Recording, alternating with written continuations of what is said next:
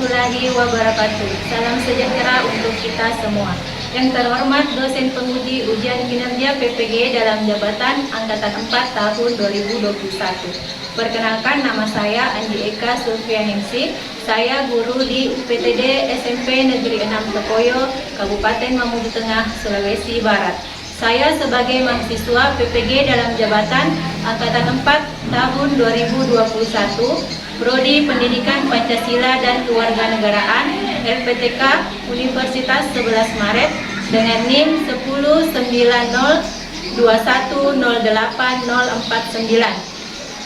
Berikut adalah bukti pendaftaran saya untuk melaksanakan praktek uji kinerja pada hari Senin 6 Desember tahun 2021 dengan materi keberagaman masyarakat Indonesia. Sekian, terima kasih. Assalamualaikum warahmatullahi wabarakatuh.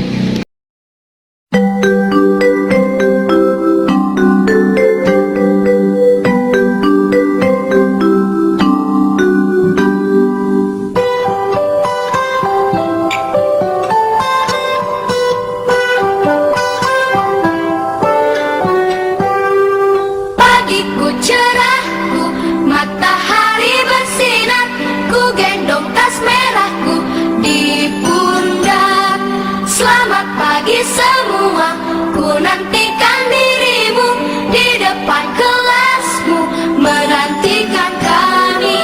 Guruku tersayang, guru tercinta, tanpamu apa jadinya aku?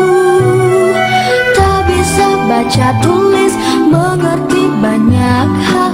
Guruku, terima kasihku. Nyatanya diriku kadang buatmu marah, namun segala maaf kau berikan.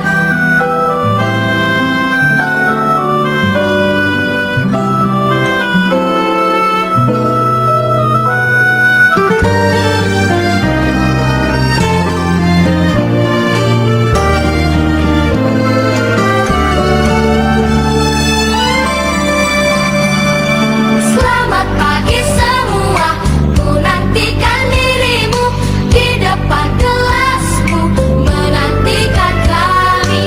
Guruku tersayang, guru tercinta, tanpamu apa jadinya aku? Tak bisa baca tulis, mengerti banyak hal. Assalamualaikum warahmatullahi wabarakatuh.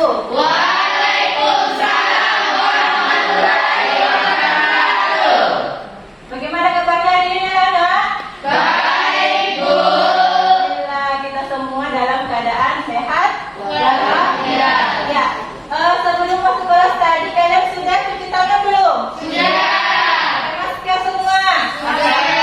Ada ukur suhu juga tadi ya?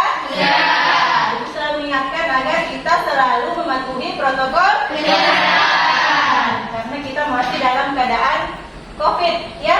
Apalagi sekarang cuaca lagi ekstrim, kadang panas, kadang hujan, ya. Tetap jaga kesehatan. Oke, sebelumnya meminta bantuan dan Rizwan untuk memimpin temannya berdoa. Silakan. Belajar. Siap. Siap. Sudah. Sebelum kita belajar, mari kita berdoa menurut agama dan keyakinan masing-masing. Berdoa mulai. Berdoa selesai. Ya, terima kasih Anda Rizwan. Mengapa kita berdoa? Supaya apa yang kita lakukan pada hari ini dapat bernilai ibadah, ya. Kemudian sebelumnya kita akan menyanyikan lagu dari Sabang sampai Merauke sebagai wujud rasa nasionalisme. Ya, silakan sambil dulu. Dari Sabang sampai Merauke berderak pulau-pulau, sambung menyambung menjadi satu. Itulah Indonesia, Indonesia tanah airku. Aku berjanji padamu menjunjung tanah airku, tanah airku Indonesia.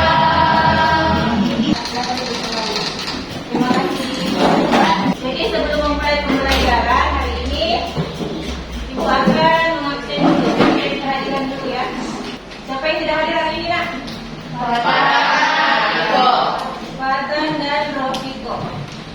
Fatan kemana? Rofiko? Sakit. Oh, sakit. Kita doakan semoga teman kita cepat sembuh ya. Bagaimana hari ini kalian sudah siap untuk belajar ya? Nah, kita tepuk semangat dulu, oke? Tepuk semangat.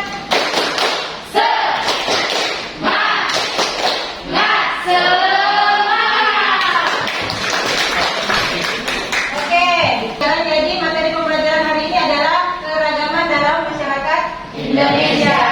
Jadi Ibu akan menampilkan bukan sebuah ya, ada 2 gambar. Silahkan kalian perhatikan gambar di atas.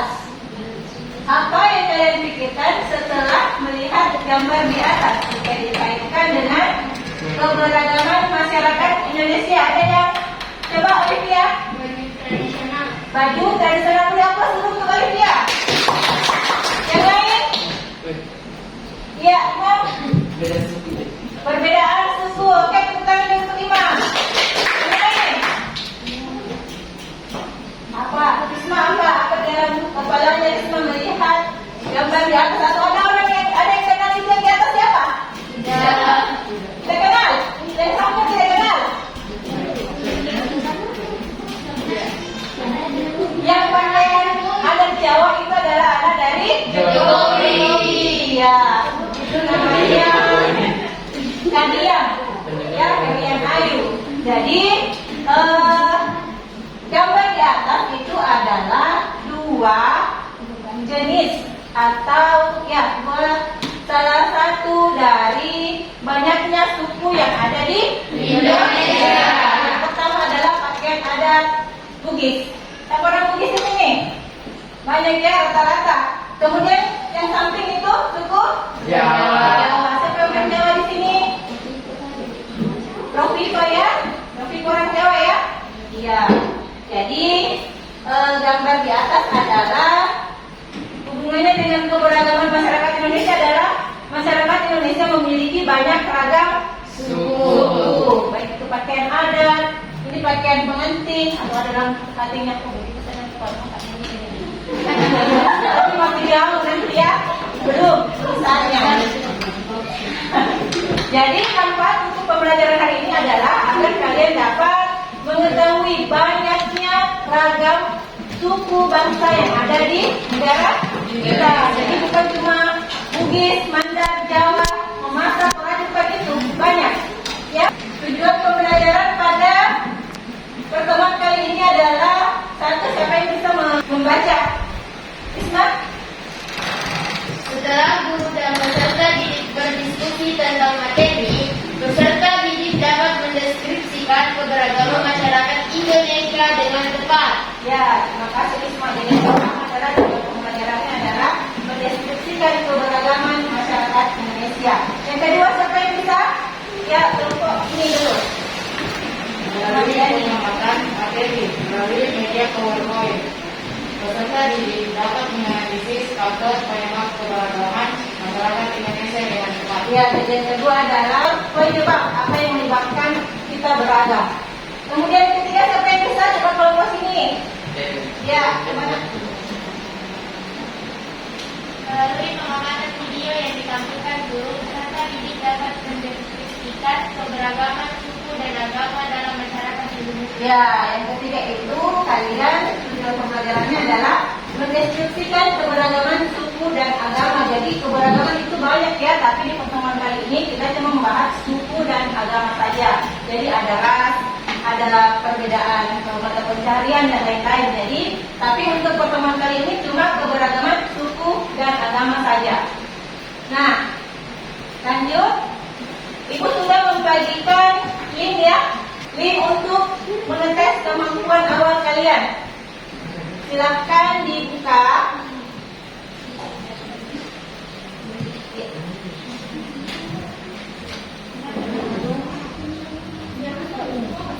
Atau kalau ada di HP ini.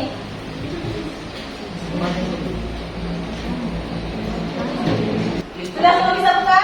Sudah. Silahkan dijawab sesuai pengetahuan kalian saja dulu. Jadi tidak apa-apa kalau salah ya, karena ini cuma mengetes pengetahuan awal kalian tentang materi ini.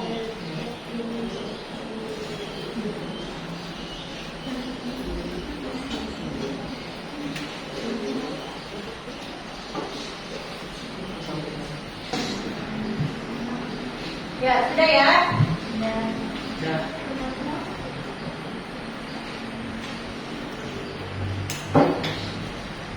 Oke, jadi sekarang kita lanjut di materi.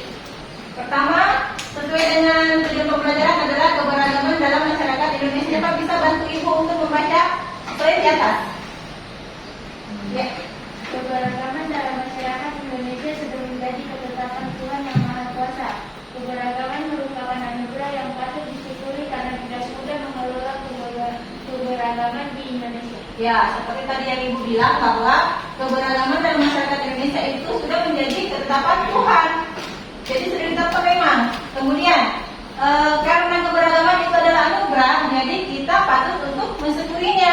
Jadi kalau misalnya ada orang bilang kita suku apa, kamu suku apa, kita harus panggil, oh saya suku Bugis, saya suku Memasan misalnya, Olivia suku apa, Toraja, saya suku Toraja. Itu jadi kita tidak perlu malu, malah kita harus bangga, ya. Oke, lanjut. Faktor penyebab keberagaman itu ada beberapa. Yang pertama, Strategis wilayah Indonesia. ya, karena letak strategis wilayah Indonesia kita menjadi berbeda-beda ya. Kita ada yang tinggal di Jawa, ada di Sulawesi, ada di Sumatera, ya. Jadi otomatis kita berbeda. Kedua adalah kondisi negara kepulauan. Ya, kita negara kepulauan ya. Ya, kemudian ketiga apa? Perbedaan kondisi alam. Ya, perbedaan kondisi alam itu maksudnya ada orang yang tinggal di pegunungan.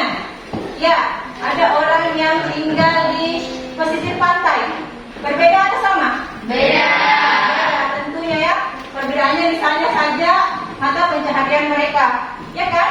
Kalau mereka itu di pegunungan atau di daratan, biasanya mereka ada pekebun, petani atau pegawai misalnya. Ya, kalau di pesisir pantai biasanya banyak nelayan, ya kan? Ya, seperti kalian misalnya lihat di mana ya, di sini di Babana ya. Siapa yang sering ke pantai? Atau di bagian sana ada di Lumu. Ya, tentunya berbeda. Kemudian yang keempat, Keadaan transportasi dan komunikasi. ya, tentunya berbeda antara orang yang hidup di kota dengan yang di desa. Orang yang keadaan transportasinya lancar dan komunikasinya lancar berbeda kehidupannya dengan yang kurang lancar, ya kan? Ya. Kemudian yang kelima, ya, seperti tadi bilang di desa dan di kota itu berbeda. Orang di kota itu cenderung lebih cepat menerima perubahan ya.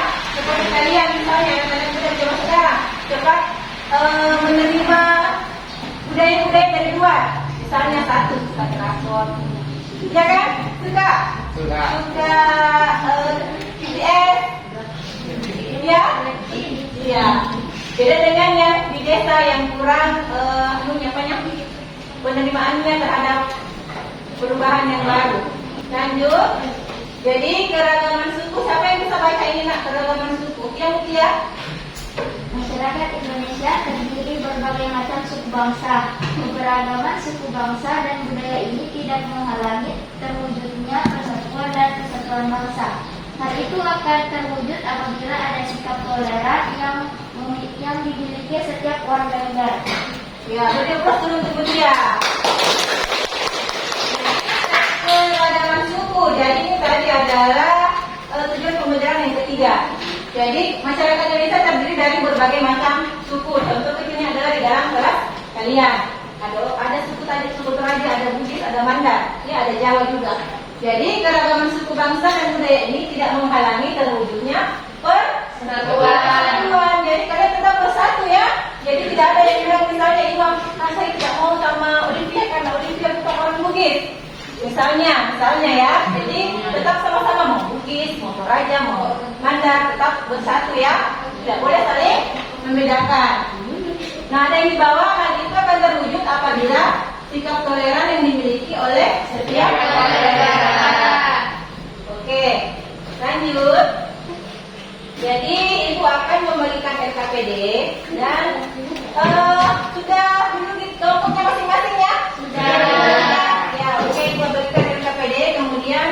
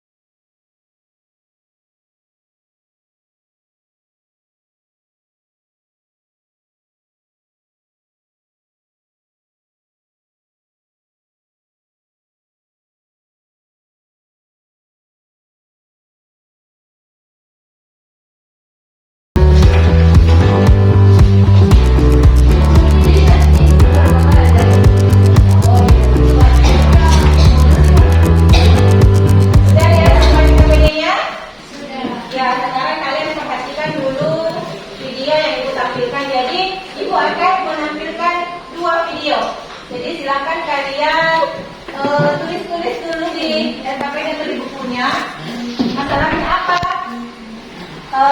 yang terjadi dalam video dan solusi apa yang akan kalian lakukan menghadapi masalah tersebut. Jadi pemecahan masalahnya itu apa? Sudah siap untuk melihat videonya? Siap.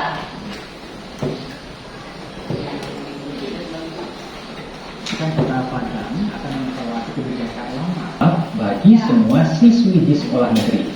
Hal itu terkait beredarnya video seorang siswi non-muslim yang diminta mengenakan jilbab di sekolah. Dinas Pendidikan Sumatera Barat menjawab polemik masyarakat terkait kewajiban memakai jilbab bagi seluruh siswi di sekolah negeri.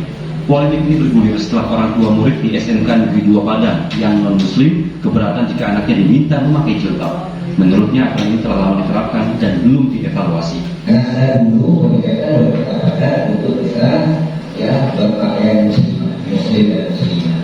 Inilah yang dibatasi oleh kepala sekolah dan dasar. Dan itu ternyata suatu perpindahan kewenangan ke provinsi tidak ada diubah. Kepala Sekolah SMK Negeri 2 Padang meminta maaf atas polemik itu dan siswi bersangkutan boleh kembali ke sekolah seperti biasa. Kewajiban memakai jilbab dialami siswi SMK Negeri 2 Padang, Sumatera Barat. Video perdebatan orang tua siswi dan wakil kepala sekolah beredar di media sosial. Orang tua siswi menolak anaknya memakai jilbab karena bukan beragama Islam. Disdik Sumbar pun membentuk tim untuk mendalami persoalan ini. Jika ditemui pelanggaran, pihak sekolah terancam dijatuhi sanksi. Arsep Usnadi melaporkan dari Padang, Sumatera Barat. Oke, sudah. Kemudian ibu menampilkan video yang kedua ya. Indonesia memiliki berbagai budaya unik yang sudah terkenal hingga ke mancanegara. Salah satunya adalah upacara adat Makaman asal Toraja atau yang biasa disebut Rambu Solo. Namun seiring dengan berjalannya waktu, ritual adat ini memunculkan pro dan kontra karena dinilai sebagai pemborosan.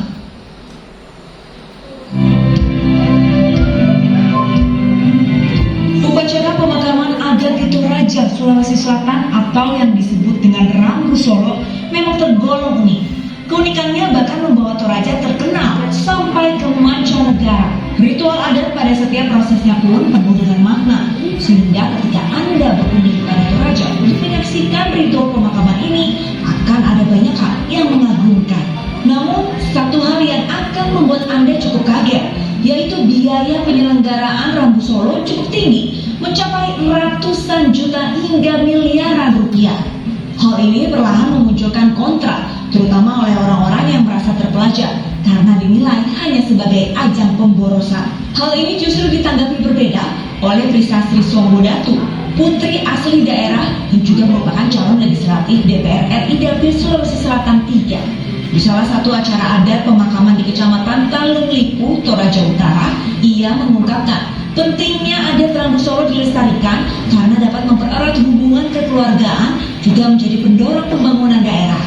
Rambu Solo di Toraja itu bukan sesuatu yang dipaksakan, tapi sesuai dengan kemampuan. Jadi ini juga menjadi salah satu pemacu bagi kita generasi muda untuk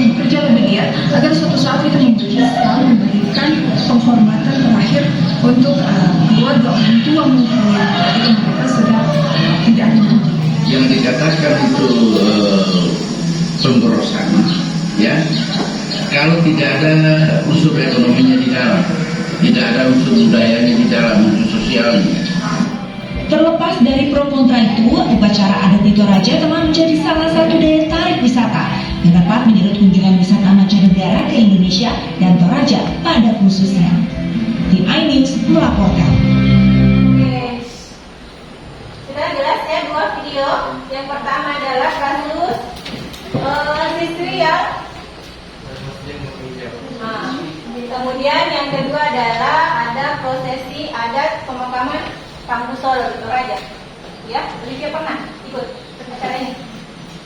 Pernah. Ya. Jadi silakan kalian diskusikan dengan temannya dan hasil diskusinya dimasukkan di Google Slide. Linknya Ibu sudah bagikan itu. Sudah bisa terbuka semua. Ada link presentasi kelompok 1, kelompok 2, dan kelompok 3. Jadi silakan baca LKPD-nya tentang langkah-langkah mengerjakan tugasnya. Bagaimana? Kalau ada yang tidak dimengerti boleh bertanya.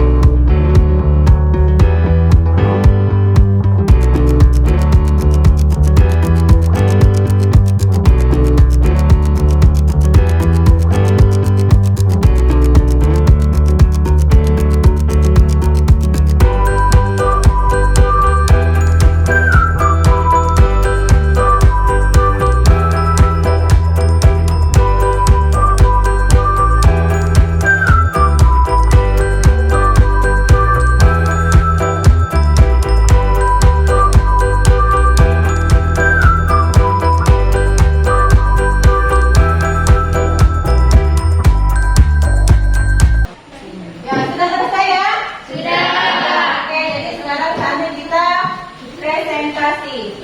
Jadi, misalnya kelompok 1 yang presentasi, kelompok 2 dan 3 menanggapi ya. Ya, oke. Jadi kelompok berapa dulu?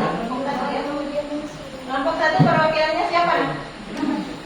Kelompok 1? Silakan Imam, silakan.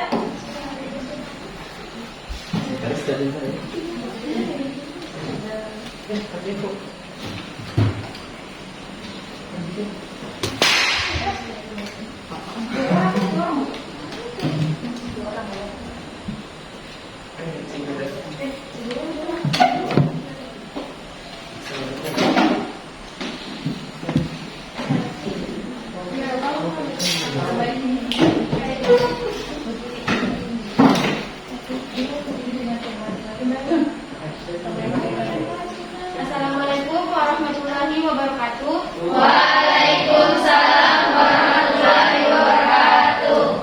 Perkenalkan, kami perwakilan dari kelompok 1 akan membacakan hasil presentasi kelompok kami yang beranggotakan Imam, Nabil, Ardia, dan Syifa. Saya serahkan kepada rekan saya. Oke, sini saya akan membacakan hasil dari kerjasama kami. Kami mengambil video kedua yang tentang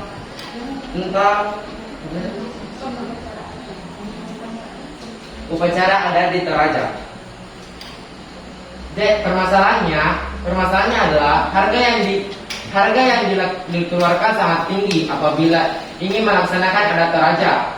Tanggapan kami adalah wajar saja harga Perambu Solo cukup tinggi karena Perambu Solo adalah upacara adat pemakaman Toraja yang merupakan tradisi orang Toraja. Solusi dari kami adalah tak apa masyarakat Toraja melakukannya karena itu adalah tradisi yang harus diteruskan oleh masyarakat Toraja. Kalau tidak dilestarikan, maka tradisi itu akan hilang beserta dengan tradisi yang lainnya. Apakah ada tanggapan dari teman-teman sekalian? Ya, bagaimana? Ya, silakan ya. Coba yang tadi saya tahu kan? Itu Perambu Solo atau Rambu Solo? Ya, Ibu uruskan saja ya. Jadi namanya itu adalah Rambu Solo. Jadi ini ada keseluruhan sedikit Rambu Solo. Dan kita tahu ini Olivia yang orang Toraja. Tahu? Ya, tidak apa-apa ya Olivia ya, temannya tidak tahu, tidak apa-apa. Rambu Solo nak, bukan Rambu Solo. Ya. Yang lain sudah jelas ya? Sudah kelompok lain sudah? Ya, berapa dulu untuk temannya kelompok 1. Mungkin cukup sekian dari kami. Wassalamualaikum warahmatullahi wabarakatuh. Waalaikumsalam warahmatullahi wabarakatuh. Berapa dulu teman-temannya? Ya, silakan kelompok 3. Assalamualaikum warahmatullahi wabarakatuh. Waalaikumsalam warahmatullahi wabarakatuh. Di sini saya akan mempresentasikan keberagaman dalam masyarakat Indonesia yang dibawakan oleh rekan saya. Baik, saya akan membacakan hasil kerja kami. Hal yang terjadi ialah adanya protes yang terjadi oleh orang tua siswa yang keberatan atas wajibnya menggunakan hijab dikarenakan anaknya beragama non-Islam. Solusi seharusnya pihak sekolah menghargai adanya perbedaan yang terjadi dan tidak memaksakan non-Islam untuk menggunakan hijab. Sampai sini ada yang ingin bertanya? Bagaimana kelompok lain? Jadi yang dibahas cuma satu kasus ya, karena tadi kasus kedua sudah dibahas oleh kelompok 1. Ya, ngerti ya? Ya, bagaimana tanggapannya Pak Imam? Silakan. Apa tanggapan Anda tentang mengenai permasalahan tadi?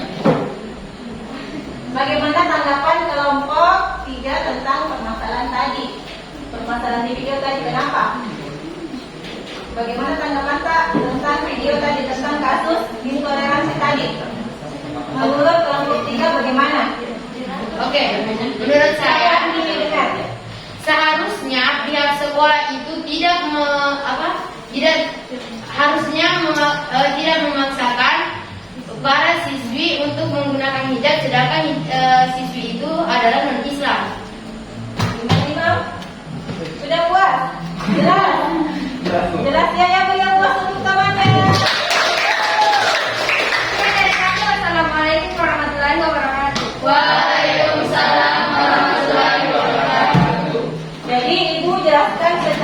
keseluruhan saja ya tentang 2 kasus. Jadi kasus pertama adalah kasus intoleransi, di mana ada sebuah sekolah yang memaksakan siswinya untuk memakai jilbab semua tanpa mempedulikan yaitu agama Islam atau non-Islam. Jadi banyak orang tua siswa yang merasa tidak enak, ya keberatan. Kenapa harus pakai jilbab sedangkan kami ini bukan Muslim, ya kan? Seharusnya solusi yang kalian berikan tadi sudah benar. Seharusnya adalah sekolah tidak boleh memaksakan, harus ada sikap toleransi yang besar yang harus ada di sekolah tersebut. Jadi tidak boleh sembarangan orang, tidak boleh dipaksa. Olivia ke sekolah harus pakai jilbab. Pasti perasaan Olivia tidak enak ya? Iya. Kalian juga misalnya kalau yang Muslim besok disuruh buka jilbabnya semua, tidak enak ya? Ya. Kemudian kasus kedua tentang Rambu Solo. Adakah salah satu di antara kalian yang bisa menyimpulkan kasus yang kedua tadi? Coba kelompok ini. Coba Olivia yang kebetulan adalah orang Toraja dan pernah mengikuti acara Rambu Solo. Menurut kelompok kami, upacara adat Rambu Solo adalah salah satu warisan budaya dari leluhur yang patut dilestarikan khususnya generasi muda. Ya, beri unggas dulu untuk ini sudah dengar ya, acara Rambu Solo itu seharusnya dan sebaiknya tidak dihilangkan. Ya, karena itu juga sebagai ciri khas dari negara kita. Di Toraja itu, kalau misalnya Rambu Solo itu dilaksanakan, banyak mengundang wisatawan.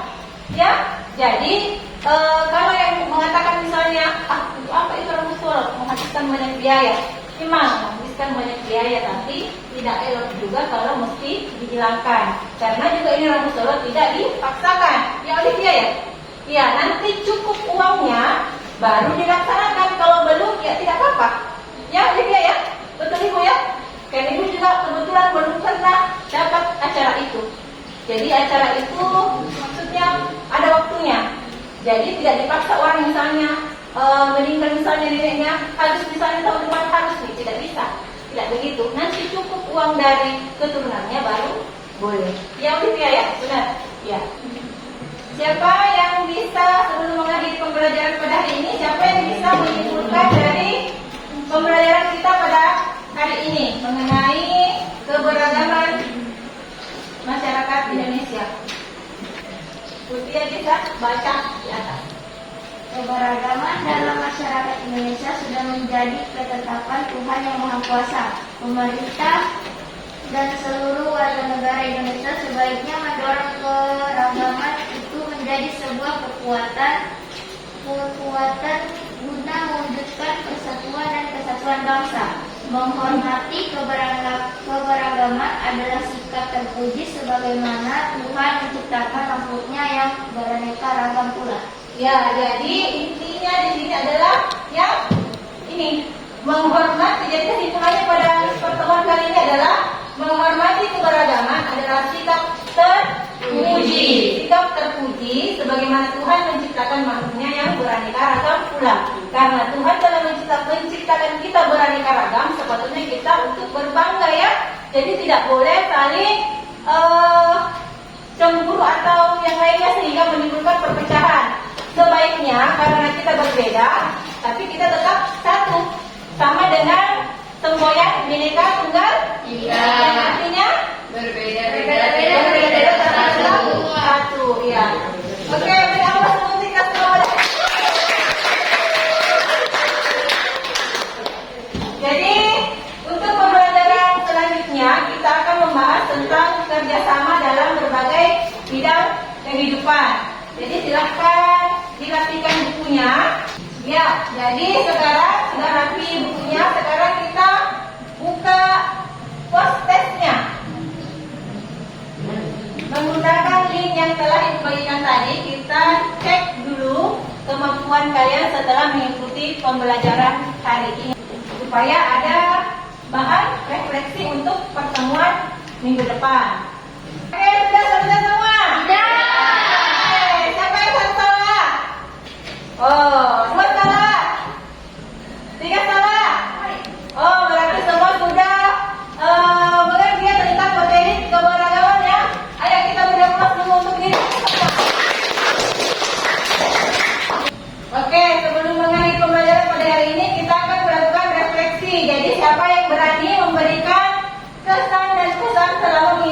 pembelajaran hari ini. Memiliki kesan, silakan Nak. Pesan saya selama mengikuti pembelajaran hari ini, saya sangat senang karena dapat mengetahui berbagai hal baru tentang keberagaman di Indonesia. Ya, berapa utamanya? Oke, jadi tadi kesannya adalah kita dapat mengetahui berbagai macam ragam yang ada di Indonesia. Kita merasa bangga menjadi negara yang kaya raya. Jadi sebelum sampai di sini dulu pertemuan kita pada hari ini. Sebelum mengakhiri pembelajaran, silahkan Anak Rizwan untuk memimpin temannya untuk berdoa.